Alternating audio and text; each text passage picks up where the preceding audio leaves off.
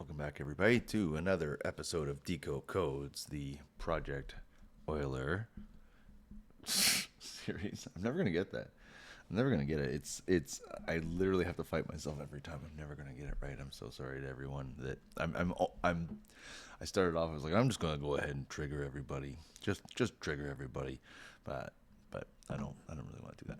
So, uh, Project Euler, problem number 55. I believe the pronunciation is Lychrel Numbers, but I could be wrong.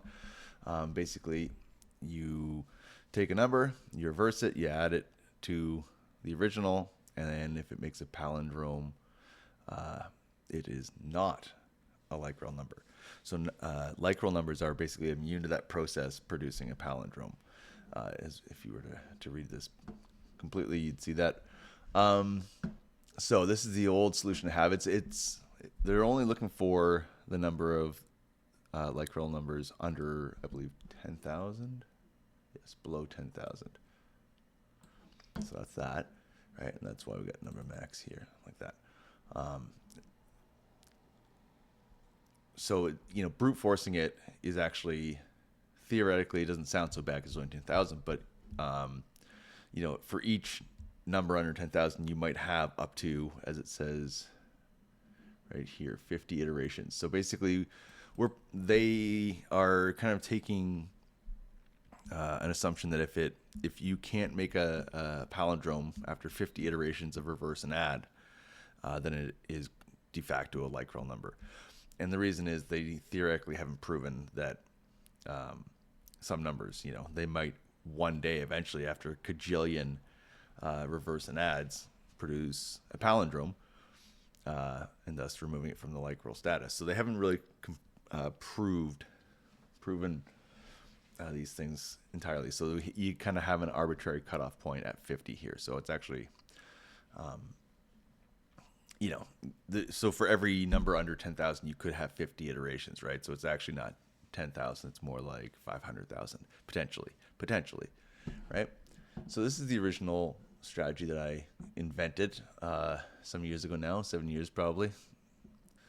Okay, so for 10 iterations, you get a quarter of a second roughly for this particular strategy. Now, I tidied it up slightly, right? Just brought this out to make it a little bit clearer looking. Didn't need to be in the solution function directly. I left all the comments in for no particular reason. So obviously I would clean that up because that's going to make it just look better.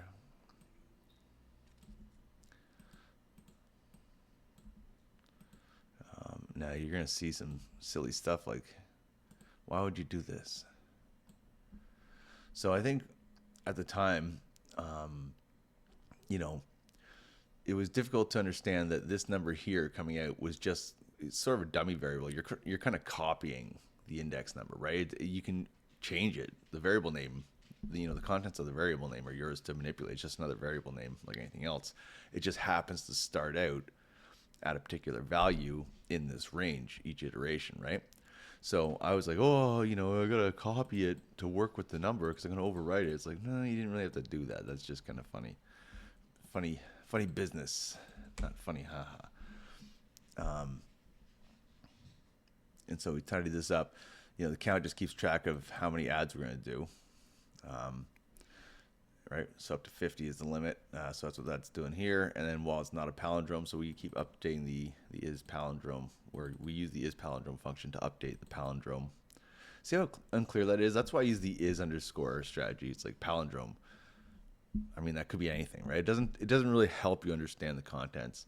And instead of saying like boolean underscore palindrome, you know,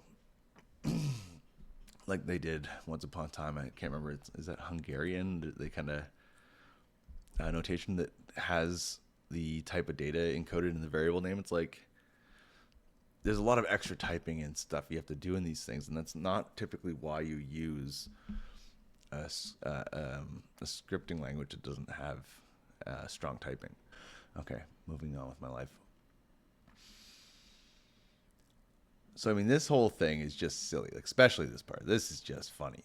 Why would you do this? Right? First of all, this is a do nothing operation. This isn't a continue, although it could be. It's basically the same thing. It's like, why would you do this? Why wouldn't you just invert that, right? And then get rid of these. There you go. That's the same thing.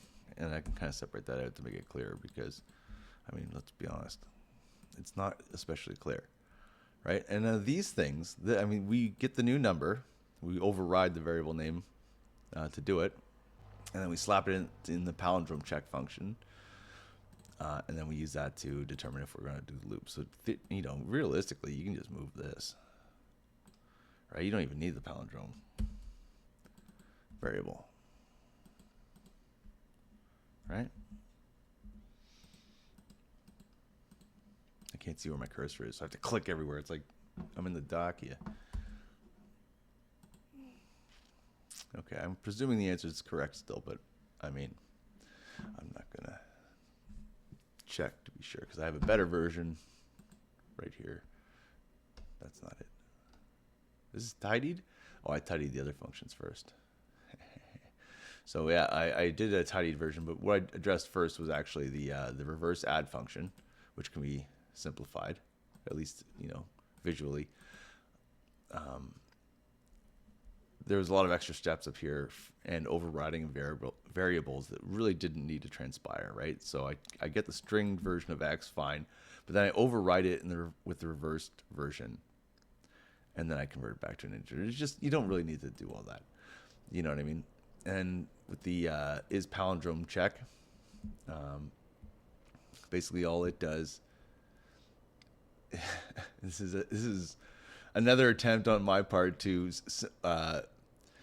over-engineer a simpler solution. So what it does is it sort of finds the midpoint of the palindrome index, like the midpoint index, and then it uses that and slices from the front and the back halves. Basically, it's, front half to the midpoint forward, back half to the midpoint in reverse, and it checks. As we'll see, still doesn't do us any favors. And yeah, you can see this, the body of the solution function is still a nightmare. So we'll just skip ahead. Cleans up real nicely though. Look at that. Now let's see how much faster. Look at that. Almost half the time. Yeah. Brilliant. So what are we doing here? Well, first of all, we're going to reset the reverse adds to the number of iterations we check before we presume a Lychrel number. Now it's actually 49, right? You have to do it, the computation 49 times. So that's why it's like reverse adds -1. And then as you can see here, we've got the is palindrome and reverse add functions right in the while loop check. We actually update n at the same time with each reverse add. And we use this.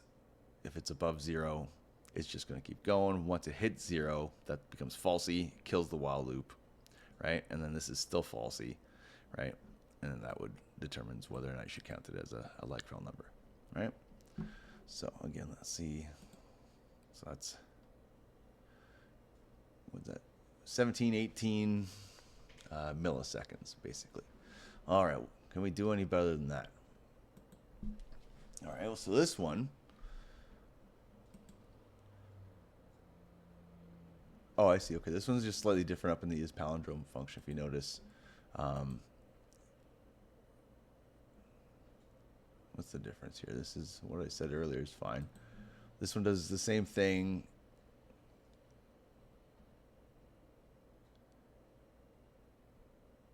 Is it just more explicit with the calculation? I think I just tried something silly there. I don't think that does anything different at all. I think I was just overcomplicating that. But I think everything else here is the same.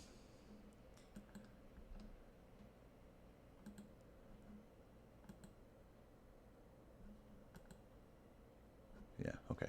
Everything in those top functions is basically the same, aside from whatever this silly check is here. I don't know why. I don't know why that slice is set up that way anymore. There might have been an idea. Like I would break it down, and I think, clean it up somewhere else here. Yeah, right here.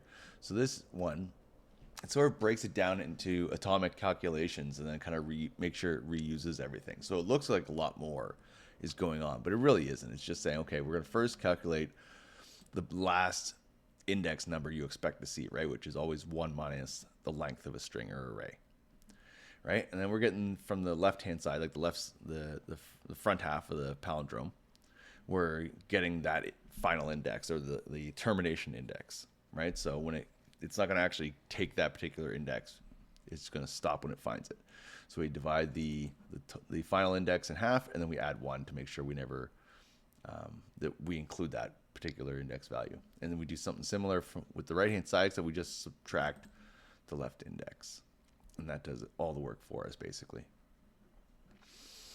And then we just do the slices like before, and now it's nice and expressive, right? Like we can kind of read it and figure out what's going on there. Now, maybe I could have chosen these better. Maybe that should have been right index, left index, switch those around. I don't know. But then you get into semantics, and that's really where you got to keep things as clear as possible for you and your coworkers, right? If it's not clear, that's what the documentation here would be for, right? But if you can kind of get around that with using clear variable names, does everyone a solid. Okay, so now you might notice that I've also changed the reverse add function. I've over-engineered it again. We can see that the guts of it are still basically the same. We're just adding n, the value of n, to the reverse of it at some point, right? We apparently create an instance of this reverse add class with the value of n initial, and then we just update it every time we call the instance as a function. So you'll see here we get the instance, which now is basically a function. You can call it like a function. That's one of the fancy things that Python does that I enjoy. And so we just keep calling it, and it's storing the updated value of n internally, but it also returns it when you call that, just so you can grab it, right? So every time you call it, it updates it, and it also gives it back to you, the new value. So it's kind of like a generator. And that's kind of what you see here. We have a list comprehension. So it basically says, okay, for each reverse add step in the range of reverse adds, we will see if it's not a palindrome. And if they're all not palindromes, we will increment the Lychrels by 1, because then all is actually a Boolean, right? So, and a Boolean is actually an int. So you can get away with that. That's one of the few implicit casts you can do in Python. I think just entirely because Booleans are actually integers internally. I think that, correct me if I'm wrong. I'm happy to be corrected there. All right, so we'll see here. This doesn't actually do us any favors, if it even works at all. Oh yeah, that's slow. What was slow about that? There's something that's really slow about that. That's vastly slower, right? That's unbelievable. So it's like, okay, I'm not going to do that. So I go back to the regular reverse add function. I got the over-engineered is palindrome function. I get to use a fancy walrus operator here in the body, or sorry, in the check of the while loop, and everything else I think is still basically the way before, and we're back down to about 17 milliseconds. I don't know what was different between this one and the other one earlier, but anyway, I have more. I have a shorter version. Okay, what's fancy about this one? Anything fancy? Well, we've taken the walrus operator out, and we're using this thing again. Why did I do that? I probably had a reason. This is fast again. So what was slow about the other one, do you think? Ah, I remember now. I had a whole thing. Okay, so what's going on is if for whatever reason, I think it's getting further through this in particular before it fails, right? If it fails quickly, then it doesn't take as long. So this is actually getting more of the calculations. So basically, if it has up to 50 iterations to determine if it's a Lychrel number or not, I think it's doing more of those calculations. Like even past the point, like either, yeah, it's got to be going past the point where it's failed the check, but still doing more calculations. I'm not sure how else to explain that, because everything else is the same, really, right? Let me just move this up here real quick, and I'm just gonna tab back and forth. What is different? What is different here? That's the only difference. Is the use of the while loop versus the list comprehension. Okay. Well, that's a huge lesson, right? Maybe your list comprehensions aren't all it's cracked out to be. Sometimes a while loop is just nice. Okay, fair enough. All right, well, what about this one here? Okay, well, we're using the, instead of a list comprehension, we're just using a map and an anonymous lambda function, right? And we've got the not is palindrome, is the body of that lambda function, and the iterator that we're operating through is the reverse add. In this case, it is a generator. We pass it the initial n, and we can change the number of iterations, but by default, we just use the 49 iterations we need to do. And here's the reverse add function, and then we just pop it out. All right, how's this one do? Yeah, about the same. Yeah, it's about the same. So now, why is this one better? Well, for certain, we have a generator. So the map acts like a generator, right? Whereas this one, I think it has to go through the whole list comprehension, right? And it has to say, it'll get a list of 50 items, true or false, and then the all applies. And it says, okay, well, as soon as I find a false, I'm toast, right? So it's actually, yeah, it's creating the list comprehension first, all 50 items. That's right. I knew that last night too. I'm going to edit this in my favor, and then you'll not know how dumb I am. That's brilliant. I'm a freaking genius, you idiot. Okay, so this is actually a decent improvement. I think it's clearer looking for one, right? This generator pretty much does what a generator is good for. It kind of sweeps some other kind of loop under the rug, right? That's all it does, really. You have some basic for or while that you have explicit control over in this generator function. And then you only yield the values that you really want to iterate over. That's basically all you do with a generator. A lot of the time is you just kind of take some ugly loop and you tidy it from the outside. So now you can see this operation here is very clean. And if I wanted to, and I think I do, I put this into a sum. Do I not use a sum at any point? There it is. So let's try the summed version with the generator. Yeah, slightly faster. Well, what about this one? What was the difference here?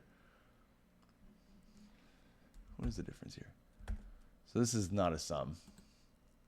So it's about the same as the sum. So really, you have the option, it looks like. Yeah, this one's a little bit slower because, did I notice that yet? Yeah, okay. So if you notice, the reason this is a bit slower is because we have to define an anonymous function just to compute the not of is palindrome. It's like, well, I mean, if you're using is palindrome for other checks, you'd want to leave it as it is. And you might want to do something like this, right? And just wrap it.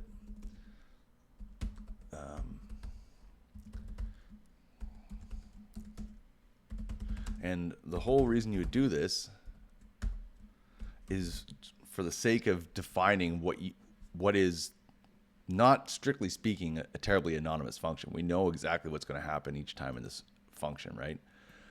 So you kind of save yourself the effort if you just kind of define it, right? Oh, and the reason that saves the effort, like the way that saves the effort, is you can just pass the function name. You don't have to actually pass a new definition. So what does that do? Well, it's about the same. Tiny bit faster. Not a lot, as we see here. But that would be why this one turned out slightly faster, I believe. Yeah. Now what about this one? Okay, this is a sum, as we saw, which is comparable. Nothing new here. Okay, well, what about just why am I overcomplicating this? Is not palindrome function. Maybe we don't need to do that. Maybe we just wasted our time there. And maybe I'm just going to be fancy here. I'm going to shove this into this walrus operator. Right into one function. Blam. Update n and return n every iteration.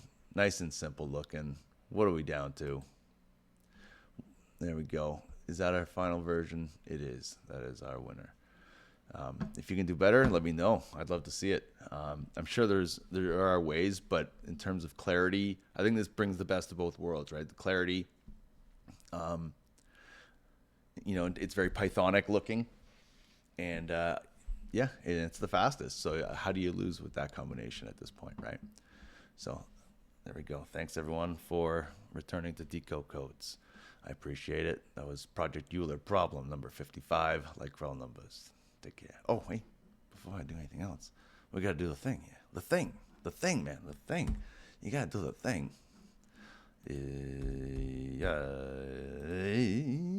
There we go. I don't suck today. Thanks.